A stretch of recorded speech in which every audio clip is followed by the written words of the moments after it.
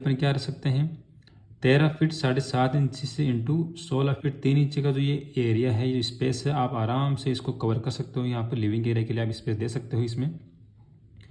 बाकी हम अगर बात करें लिविंग एरिया के बाद में, पीछे आपको बेडरूम, यहाँ पर एक स्पेस बाकी खाली रह जाता है, जैसे कि अब इसके बारे में बात करेंगे अपन आगे। इस लिविंग एरिया से एंट्रेंस कौन कौन सी जगह पर रहने वाली है, तो सबसे पहले अपन देखते हैं फ्रंट की तरफ। तो यहाँ से आपको एंट्री मिलेगी